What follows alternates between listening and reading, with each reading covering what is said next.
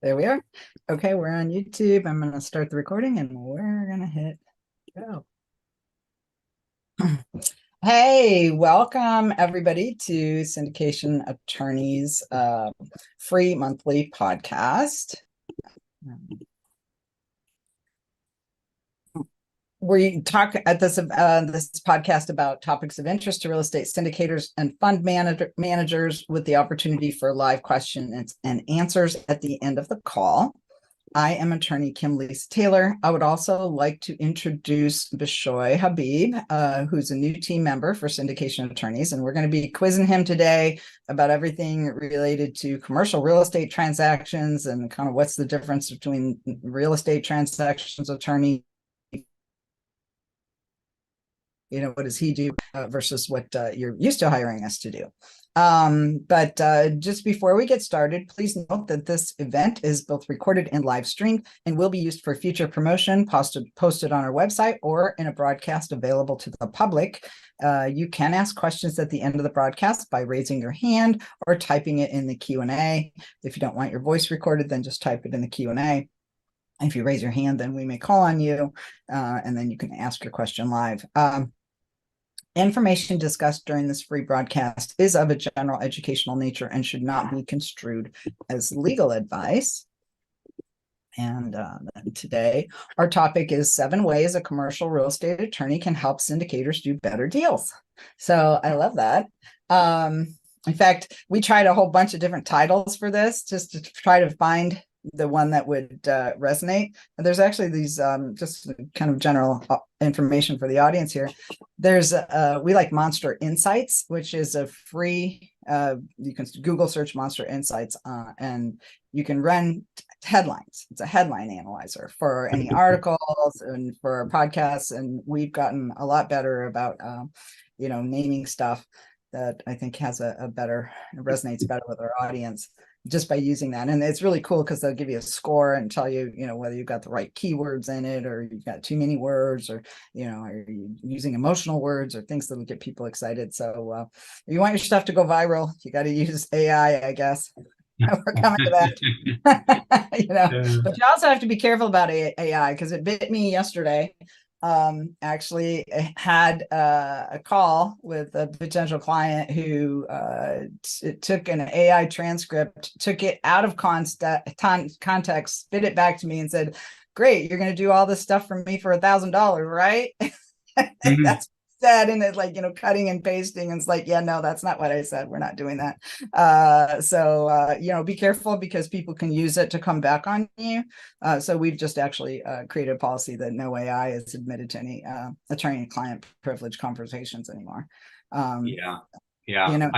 You're admitting, we're admitting a third party, right, that is now potentially taking away the attorney client privilege of that call. Right, right. Yeah, that's a different angle. I saw the neatest thing I saw with the AI in the law was this group that was trying to pitch, leases, and basically they claim to have this database of, I don't know, thousands of leases, and basically instead of me reviewing it as a real estate attorney, I would I would input the lease into the database, and it would tell me it's missing these key provisions. It's about, 86% consistent with a similar lease for a similar size property. And it was kind of crazy how, when you think about it, that could make sense. But you still, Yeah, but there's, guess what they're doing? Guess what they're doing every time you input that data? They're harvesting your lease to now become a template for somebody else. oh, 100%. Yeah, Yeah. 100%. I mean, And that's the way it goes. yeah, And I they're mean, charging you to do it. I think AI is a double-edged sword. If you've never and maybe I've talked about this on a previous podcast, but it's a little bit of a pet peeve of mine about AI. And I want to use it to illustrate to people why you shouldn't use AI to draft legal docs. Because if you ever look at any image of a person that is generated with AI, look and see if they have hands. And if they do have hands, look at their fingers. They're wrong. They're just wrong. They'll have a finger going off in the wrong direction. They'll be cut off at the knuckles. They'll have 6 fingers, 4 fingers on one hand. AI does not get fingers. So anyway, just, Is that a thing? That's a thing. I've seen it. It was, yeah, our marketing director pointed it out to me, and she's like, "Yeah, look at their hands. You can tell that's AI generated." So, Wow. if that's how badly they can't get, a human hand, that's not doesn't seem like it should be that hard of a thing. How badly are they going to mangle your legal documents, and how confident are you going to be in those when you're trying to defend them in a court and a $200,000 or $300,000 lawsuit down the road, right? Yeah, yeah. And I know you and I know this, but for the listener who doesn't know, the law and the AI came under big scrutiny earlier this year because some attorney, I think it was in New York, basically during a trial, just typed in whatever he was trying to, some brief or memorandum he was trying to draft. He just typed it in Chat GPT.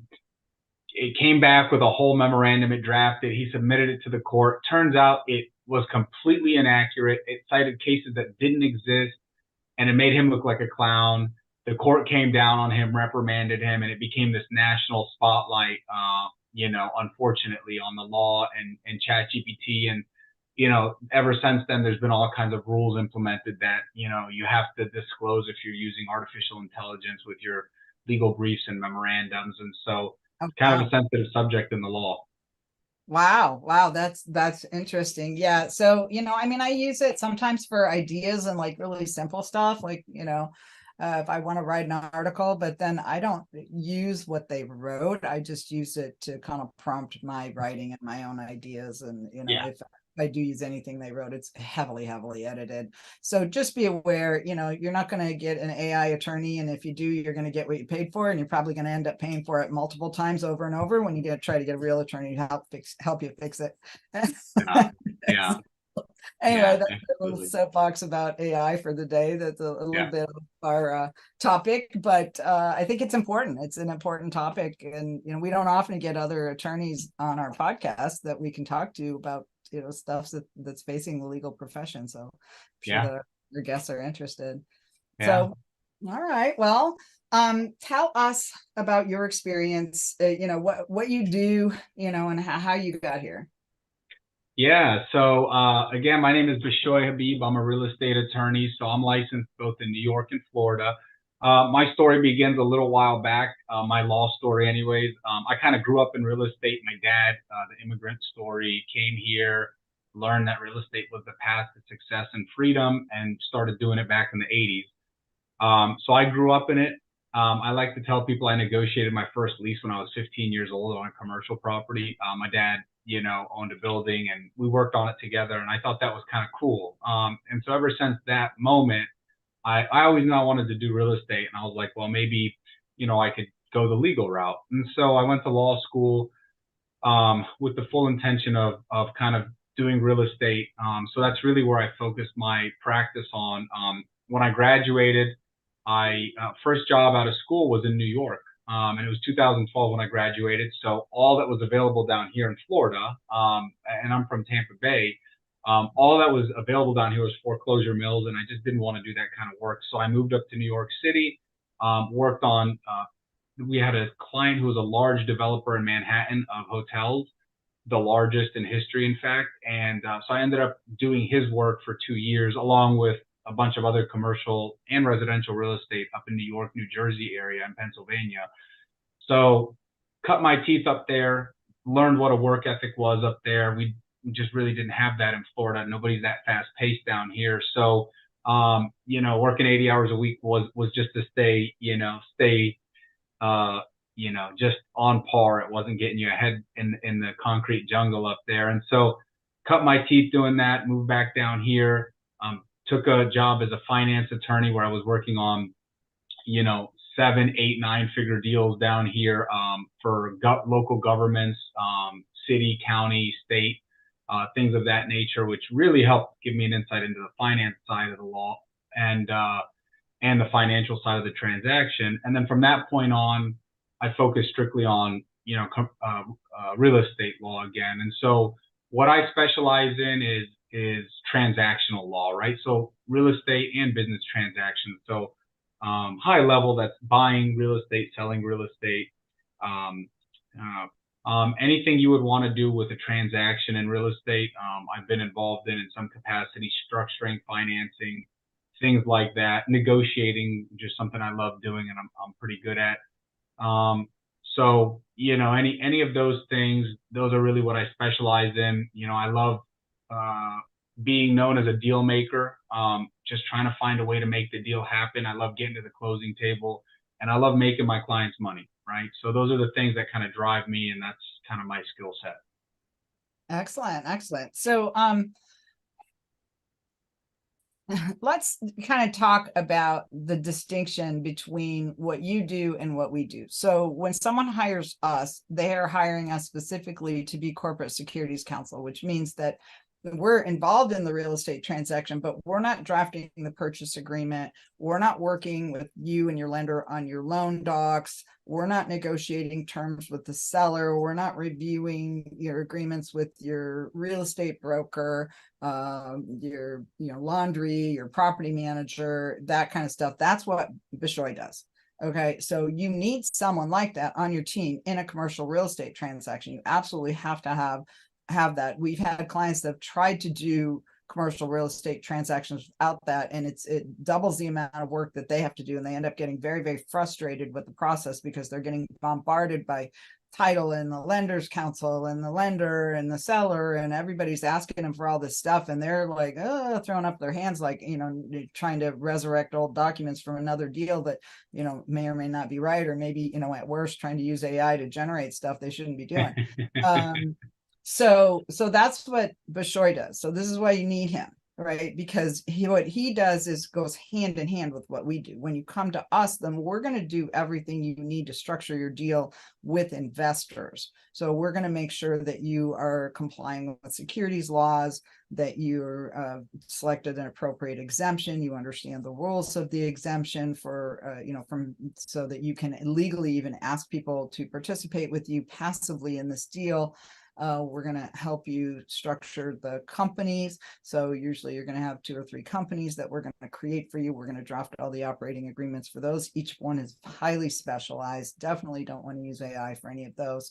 And then we're going to also make sure that you have the right securities compliance documents. So private placement memorandum, subscription agreement, and filings with the SEC and with the state securities agency. So that's not what Bishoy does. So now you kind of see what happens is that when you get a deal under contract, the lender is going to give you a checklist of all the different stuff they want.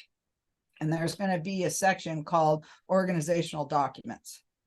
And then there's going to be 3 or 4 other sections. So Bishoy is going to help you with all the other stuff. We're going to help you with the organizational docs. So that's really how you need to look at it. If you've done a commercial real estate transaction before, you know what I'm talking about. If you haven't, you're going to, first one you do, you're going to see that checklist and you're looking for it. Usually you're going to have some kind of a kickoff call with your real estate counsel, the title, escrow, lender, right? Is that how you typically do it? Yeah. And then during that time, you're going to identify who's doing what, and then they're going to lender is going to produce their checklist of all the things they want, and then your real estate counsel is going to help you to determine who does what and help oversee that, making sure it all gets done. And then they're going to be or you're going to be corresponding with us. We're going to be feeding you the corporate docs that you can then pass on to your lender. A lot of times people will try to, sometimes people will try to, their clients will try to, rope us in on the real estate transaction so that we're starting to get all those emails that go on between real estate counsel. And honestly, it's a lot. And we don't want that or need it because we're just one small slice of the pie. But I can see the kind of work and the kind of email chains that go on between real estate counsel and the clients and the lender and everybody else. And it's a lot. So he does a lot for money. Sometimes those email threads go on for 6-7 months at a time, and they're over 100 emails. You could get pretty in the weeds. If you haven't done a commercial deal before, you're in for a lot of fun dealing with the lenders. But I mean, it's everything you said obviously is accurate. And from my perspective, I think it's important to note that the earlier you get us involved, the better. Now, that doesn't mean we can help you so much before, but we can offer you guidance. So in terms of how you want to structure the deal or your situation when you talk to Kim, I mean, it's important to know that before you start taking actual steps or spending money to make sure that it makes sense. It's the same thing with me, which we may touch on a little bit later here today, but ultimately, the earlier you get us involved in the process or me, the better. Sometimes clients come to me after they've already negotiated an LOI, which is a letter of intent, or even once they've already entered a contract, then they come talk to me. And at that point, it may be too late for me to offer value on that end of things, which is the negotiation. And so the earlier that you get us involved, even just a preliminary conversation to guide you in the right direction, I think that's a big benefit. Unfortunately, I always joke my clients don't call me unless there's an issue, right? Nobody calls me when they're having a great day. They call me when there's an issue, like in a pinch. But you know, the earlier on you engage us or call us or just have a conversation, I think that's going to help benefit you. And then as far as distinguishing between my role and Kim's role, I mean, my role is more specific to the real estate you're buying, right? Every piece of real estate you're looking at is probably going to have different due diligence that we're going to need to do, different, you know, maybe it's the same property type, maybe it's two different multifamilies, right? But each transaction is going to be completely different based on the parties, the timeline, the actual property. So I'm more, think about me as more specific to the property, right? And then Kim is more high level in terms of how you structure it, which may vary from deal to deal, but it also could remain the same from deal to deal. If deal one doesn't work, we're just going to do the same structure on this property instead. Whereas my role would be different with this property because it's specific to the property. So that's maybe one way to look at it. Well, and talking in terms of when do you bring you on versus us, actually, you should have engaged Shoy before you engage us. Because we tell people, you know, don't hire us until you have a signed purchase agreement. Someone from your team has physically been to the site and you've reviewed the financials. So ideally, you want to review the financials before you spend any money, even on the purchase agreement. Or even the LOI, but sometimes you can't get them. They won't release them until you either have an accepted LOI or you've got even a purchase agreement. So get the financials as quickly as possible, because once you start adding back all the things that are missing, that's when you find out if it's an actual deal.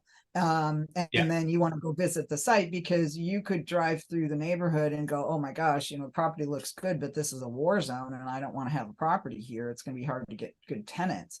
You know, or there's just some inherent problems that you can see when you got to the property that wasn't visible in a photograph.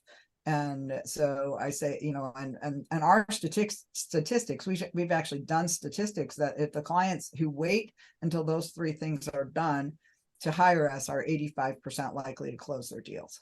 Wow. And you know, so but you can't wait too long in the process, because if you wait until you're completely done with your due diligence to hire us, we don't have time to draft the docs and you don't have time to raise the money.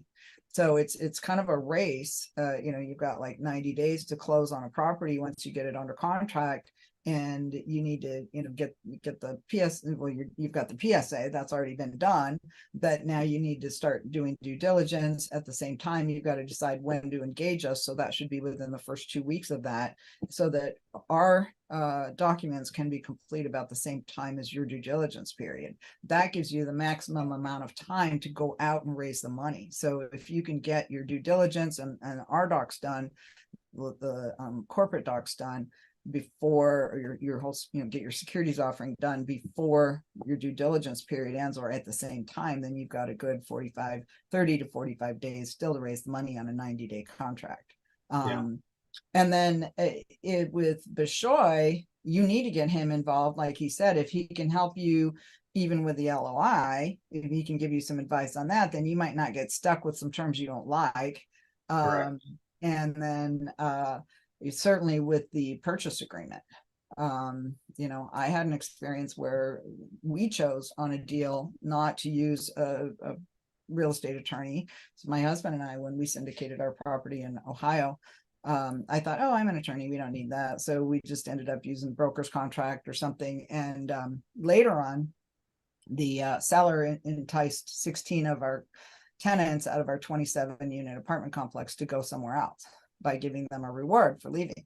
And we we had good, somebody, I asked our real estate counsel, because we were later had litigation on property for something else, but I asked them, how could we have avoided that? And they said, well, you should have had a real estate attorney draft your purchase agreement, and they could have had a clause in there that said that if the seller entices your tenants to leave, they're responsible for rent for 6 months.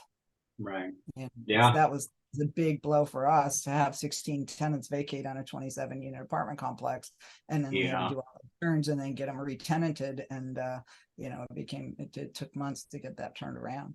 So don't, I'm an attorney. I shouldn't have done it. I was stupid to do it. You shouldn't do it. You really need to have somebody like Bishoy who knows what to look for and what kind of clauses you got to have in these agreements to protect you. Super important. Yep. Agreed.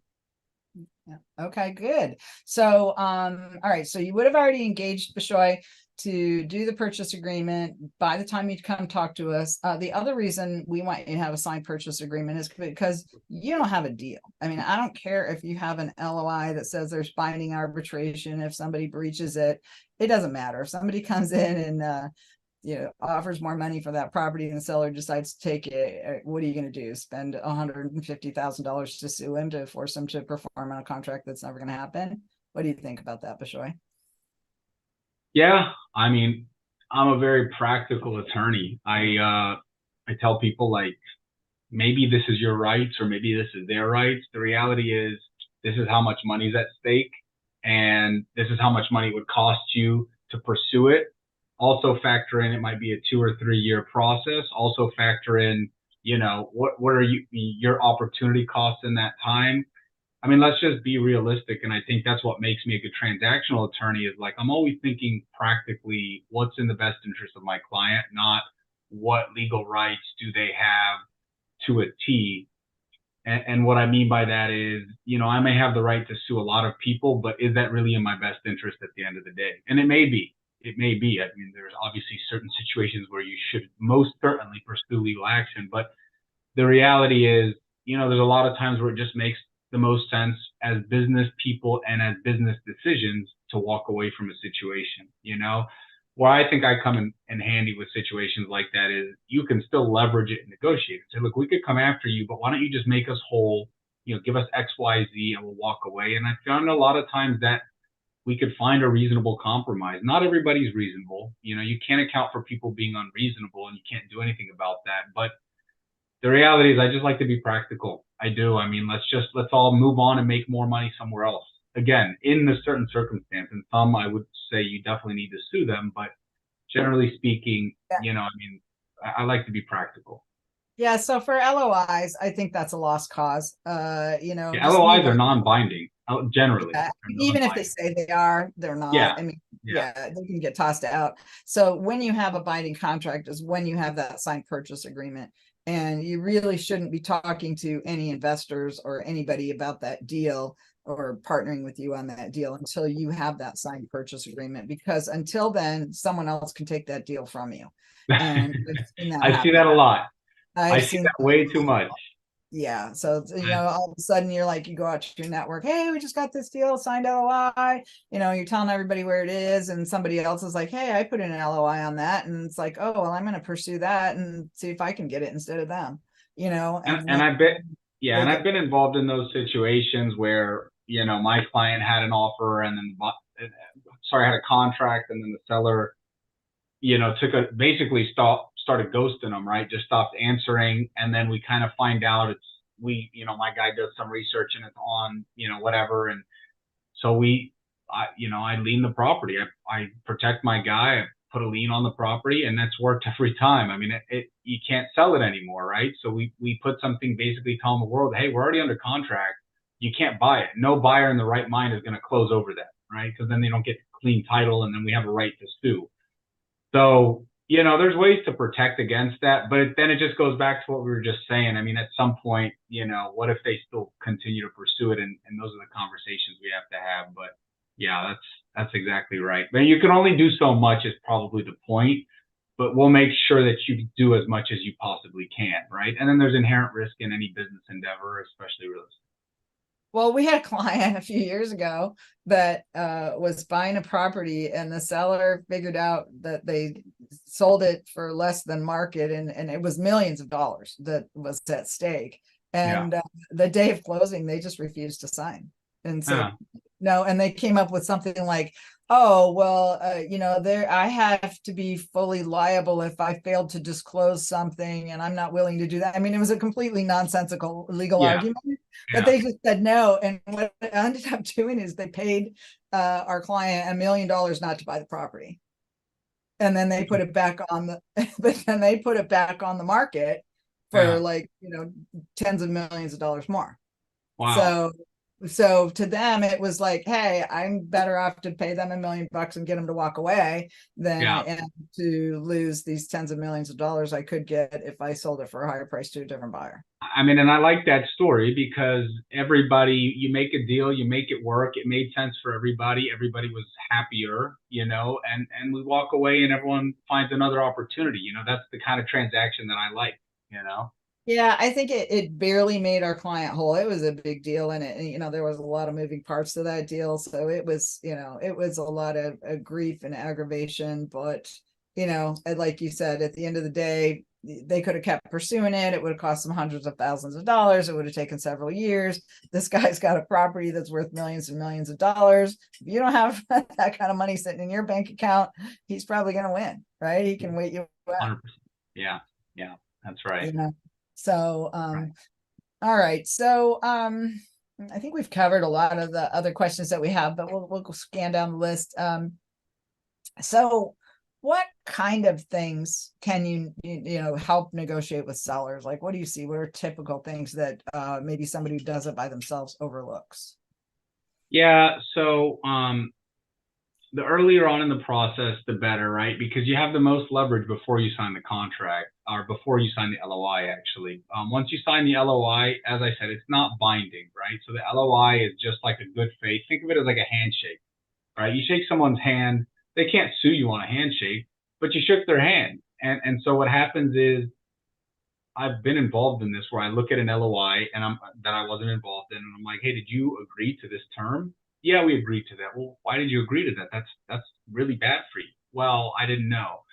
Can we go back and change it? And I say, listen, we can, but I'm going to tell you, if we start renegotiating on the LOI, that's going to piss the other side off. That's going to start kind of a bad faith because that's how that goes. So it's not binding, but it's more likely to break the deal off. Let's call it that.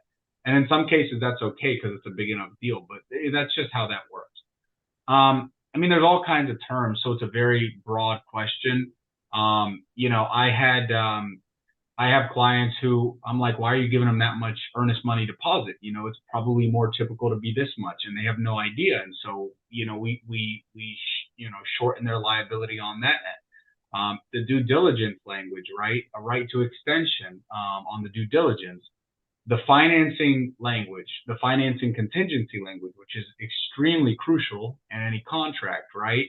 The reps and warranties. I mean, that's very important. So for those who don't know, reps and warranties are the representation and warranties that each party makes to the other. And so the buyer has to make buyer representations and warranties to the seller, which are typically very limited.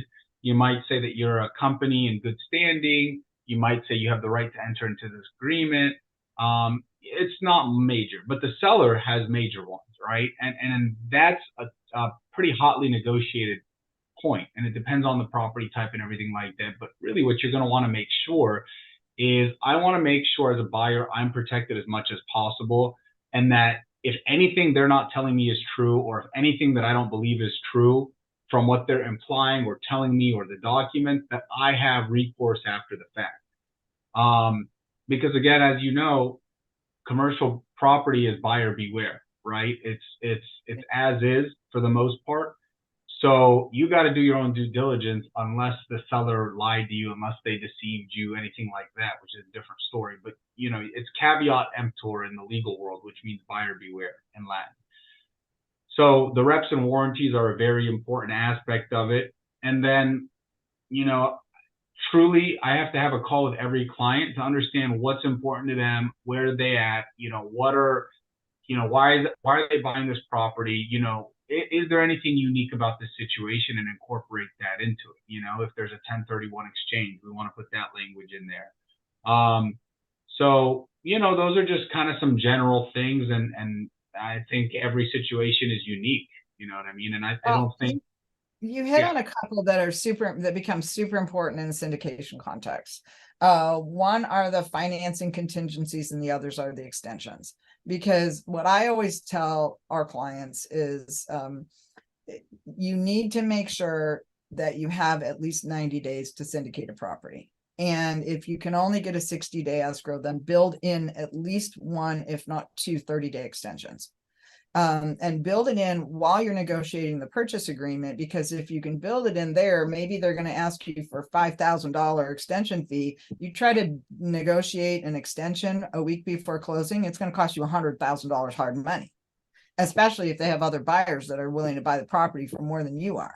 You see, so just make sure that you have that time, the time you need to do this. And the financing contingency should be worded broadly enough to cover the lender's need for more time, or for your need to raise the money. So if you still need to get out and still bring in some more investors to get the deal to the closing table, you got to have it. So you got to have time for extensions. You got to have built-in extension provisions with reasonable fees up front. And then you've got to have financing contingencies. Would you agree with, or anything else you'd like to say about that, Bishoy? No, but you're exactly right. If you come a week before closing, or a week before due diligence, or even a couple days, or especially a couple days before due diligence or closing, they're going to ask for a pound of flesh, especially because they know how much money you've probably already expended to get to this point as a buyer, between your due diligence, your environmental, your survey, your syndication, financing, maybe you've invested 60, 90, 120 days into it by now. If it's a bigger property, they know they got you, right? And especially if there's a demand for the property outside of you. Now, it's all leveraged. Life is leverage, right? So if it's a property that's been sitting vacant or on the market for 10 years, maybe not. But I mean, either way, you don't want to put yourself in that situation where you're at the mercy of the seller to say, you need to wire $100,000 or $200,000 into my bank account, not with the title company, into my bank account to give you another 30 days.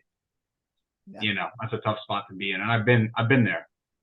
Well, and we've had clients that have been there before too. And what you have to realize is that money that's at risk until you get the closing table should be the money of the management team. That's not your passive investor money. Because if for some reason that deal doesn't close, you need to give everybody's money back without deduction. If you don't, you need to find a different profession after that, because nobody's going to do business with you. Yep. So yeah, I mean, we've had a couple people that have tried that a few times and then tried to continue on in this business. I don't see them in this business anymore. Yeah. It's like you don't use investor money to do extensions. In fact, one of them I know is in jail. So, yeah.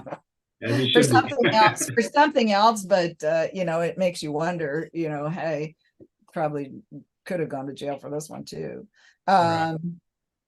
All right. So what about loan documents? Aren't they just all, boilerplate? Is there, what do you do when you review loan documents, and is there some importance to that we aren't aware of? Yeah. So I'll give you guys a pro tip here. The bigger banks, you probably are going to have very little, the bigger banks, financial institutions, whatever it is, you're probably going to have a lot less leverage to negotiate terms on the financing documents, the loan documents, whatever. The smaller guys, like if it's private money, you can negotiate that. If it's a smaller institution, if it's a credit union, whatever it is, you may have some leverage. Another pro tip: the more business you give them, whether that's in the size of, whether that's in the form of a bigger loan, whether you have a whole bunch of, like, a portfolio of loans, whether you have a bunch of accounts with them, you probably have a little bit more leverage than if you're coming to them asking them for $1 million and they don't know you from Adam. So there are certain situations where you have leverage as a borrower when it comes to loan documents, and especially when it's in a hyper competitive environment where loans are money is flowing easily and loans are easily accessible, and so the lenders might have to make some compromises, right? Generally speaking, it's hard to negotiate loan documents. There are situations like I just discussed. So what do? I at least point out what's going on in the loan documents. So I think it's very important. The biggest thing that I look for in loan documents, other than any specific deal terms that should be in there, default provisions, right? I got to point out to you, hey, listen, if you don't provide, for example, your financials to them within 30 days of the end of the fiscal year, you're in default, right? And they put you in default, and if you don't remedy that within X amount of days, 10 days, they can call the loan due, right? So I just got to point that out. If your debt service coverage ratio falls below 1.2, right, you're in default. So it's not always negotiating, but it is always informing you as the client, as the buyer, as the borrower. This is what, is very important. Whoever is running your property, they need to, very clearly make sure they don't miss these marks, these deadlines, and so forth. That's kind of how my value in reviewing the loan documents is kind of tiered in that manner. Yeah, very, very important. And then there's always these carve outs, right? And I've noticed that the carve outs, even on these non-recourse loans. So just to give everybody a little primer here, a carve out is where you could become personally responsible, even on a non-recourse loan, if one of these violations of these carve out provisions occurs. And I don't know if you've noticed this, Bishoy, but I've noticed these carve out pages are expanding and number. Yeah. Right. Yeah. So it used to be it used to be pages, simple. 5 pages or 7. It used to be so simple. As long as you don't defraud the bank, you're good. Right. Now it's just life gets more complicated. Yeah, well, it's like, if anything, they're called bad boy carve outs, right? If anything illegal happens at the property, it causes the bank to have a loss. And so, those are pretty broadly worded from the ones I've read. Or if you have a change in management and you don't tell them about it, or you sell off a bunch of the interest, you don't tell them about it. And we often get people coming to us with properties they currently own and like, oh, well, I would like to syndicate this property even though I already own it. And it's like, well, what do your loan docs say? Are you even allowed to do that? Or are you going to have to renegotiate the loan? And guess what? Interest rates are higher. They're not going to want to do that. They're going to say, sure, we'll refinance it. Yeah. I'll tell you, I'll take it a step further. So, when I have friends and family and investors, and they have residential properties in their portfolio, and they say to me, hey, if I, assign this property to, or add someone to the property, or assign it to my LLC, is the note due? I say, technically, it's a due on sale clause. But if you're making the mortgage payments, nobody's calling the loan due on a residential loan. The commercial world is very different. And in fact, I heard directly from big banks that you would all recognize, clients and friends of mine, that they were actively reviewing when think about it, they went from in 2020, 21, they couldn't pick up nobody could meet the demand of all the loans, right? And then they went into 2022 and it was, the spigot had been shut off. No one was taking loans. So in order to bide their time, they were going through loan documents and trying to put people in default so they can bump the rate from 3% to 8% and 9%. This is a real story. This was happening. 100% was happening. And by the way, one of my clients that they were doing this to was a church, and they tried to put the church in default because one of the guarantors died. So yeah, it was not a good situation. I was not happy about it, and so I had to step in. But my point is, this is a real thing. Like, you have to really pay attention to these things, because you may think as long as you're making the payment, no one's going to bother you. And that kind of makes sense. But these banks, they got one thing in mind, and that's their best interest. And I think the sooner people know that, you have to really pay attention to what's in the loan documents, Yeah. Yeah, well, and I think you pointed out something that, once you get a commercial loan, it's not like your residential mortgage. You don't have to make any reports of your income annually to maintain your residential mortgage, right? Once you got it, Yeah, as long as you make the payments, you got it. But a exactly. commercial mortgage is not that way, right? You have to you provide annual reports. They have expectations of things that you're going to provide to them, and certain levels of occupancy, maybe, debt service coverage ratios, things like that they're going to want to see some reports about. And if you're falling short, they're going to see that that's a red flag for them, that this loan is in danger of defaulting. And they may start scrutinizing what's going on, and maybe even try to begin some foreclosure action. Yeah. Yeah, yeah, Especially when they have incentive, like you said, they have incentive now to get rid of these 3% loans and get people into the 8% loans, because they're going to make more money and their investors will make more money. So, and they have to also try to recoup and recover from the period where the loans were down, post COVID and all of that. And, in the current economic climate.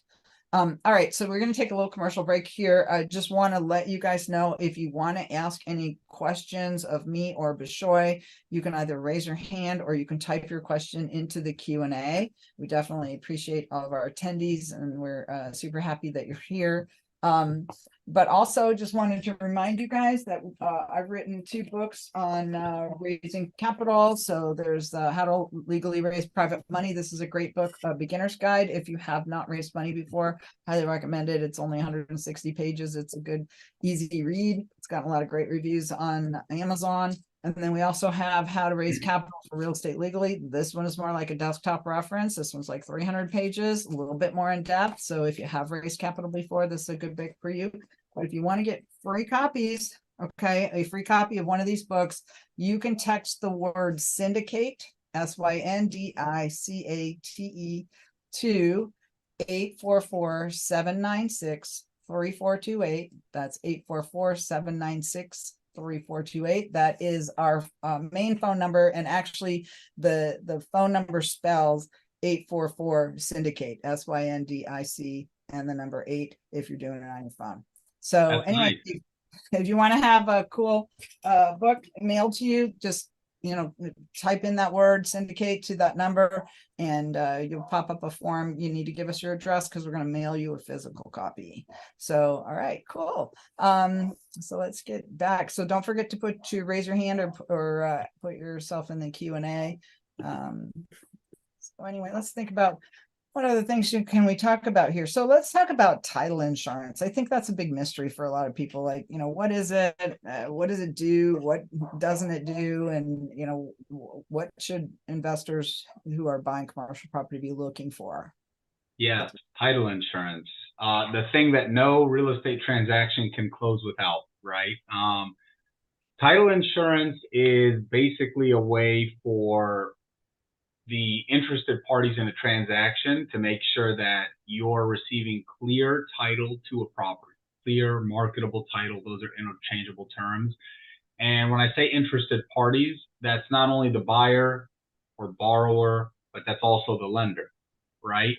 And the lender will never close without a clear title insurance policy, just as you as a buyer should never close without a clear title insurance policy.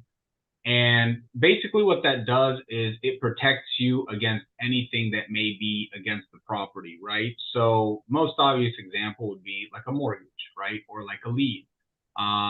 Those things attached to the property.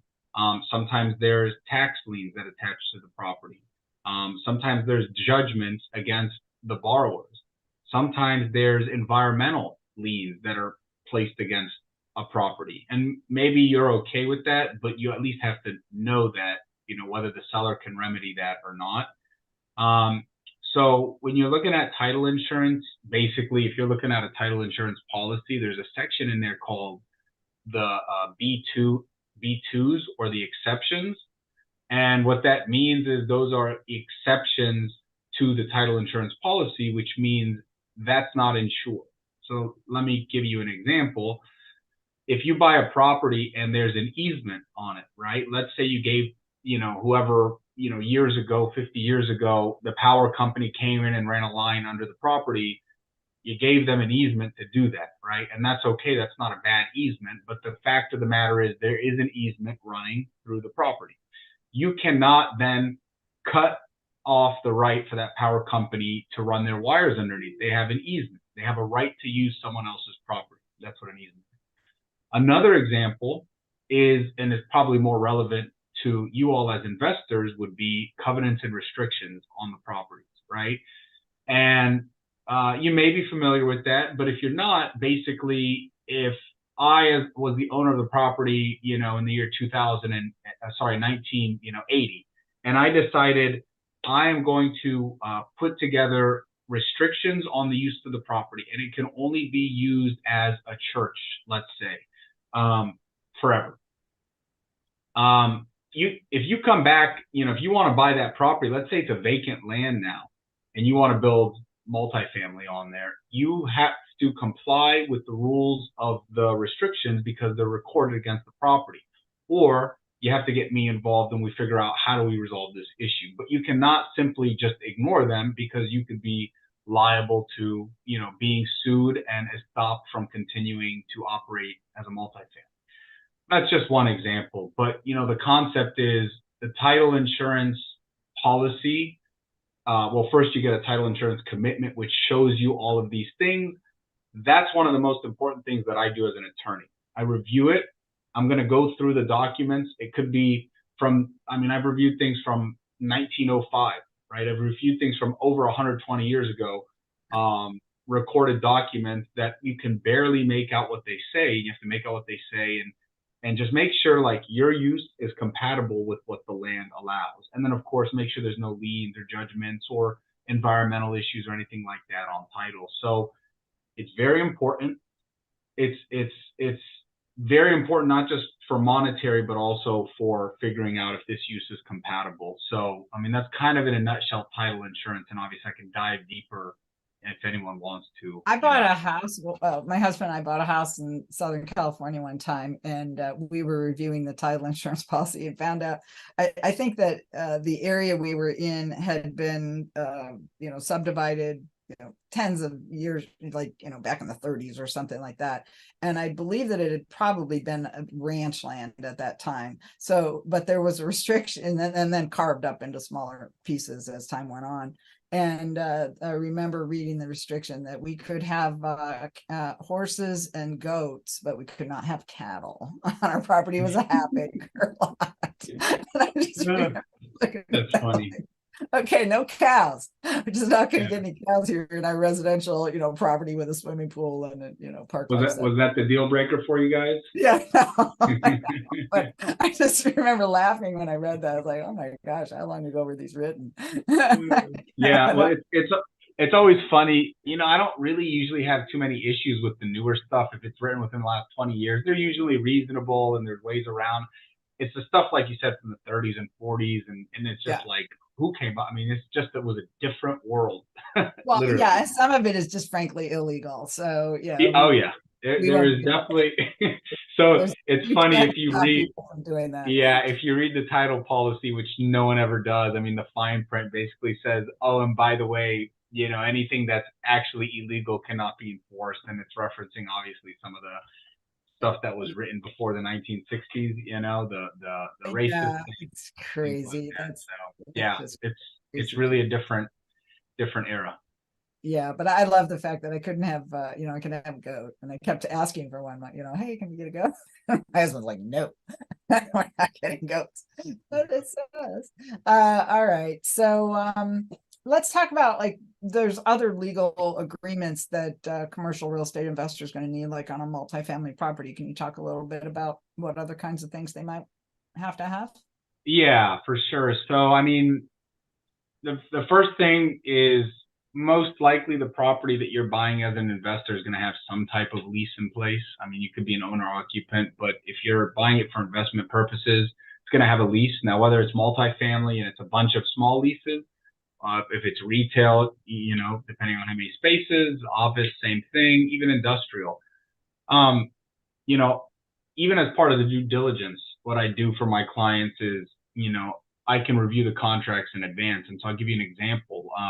earlier this week, I got a call from a client. He wants to buy a strip center, and the owner before had owned it for like 40 years, and it was like a hodgepodge of six completely different leases. Didn't have anything, no continuity, different terms. Like, I was honestly written in different fonts. It was bizarre. Not bizarre, I mean, not shocking, but it was just kind of funny. So I had to read through all these, understand, basically make a sheet, understand, okay, this one expires this date. They have these options to renew, etc. But this is all very relevant to his NOI, which is part of his underwriting, which is how he's buying the property. And so this kind of even starts before closing, is reviewing some of these documents that are going to be in place after the fact, like a lease. Now, what I'm going to do with him is I'm going to redo all the leases, right? And so the lease is the most obvious document, the property management documents as well, if you're going to have a property manager.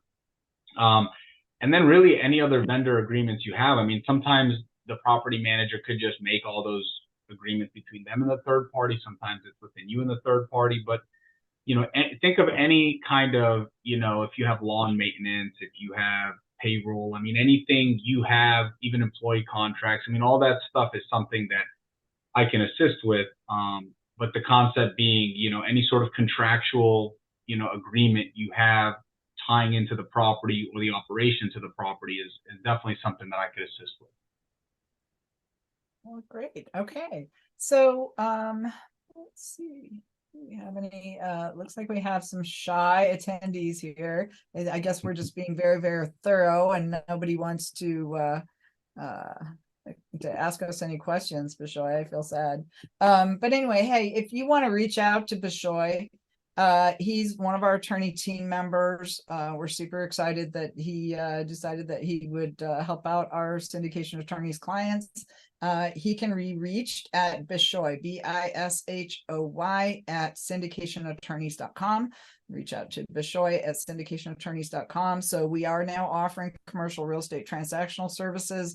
Certainly in Florida and New York, there may be some limited things that we can do to help you with your transactional stuff in other states, but oftentimes we would be co-counseling with a local counsel in that case.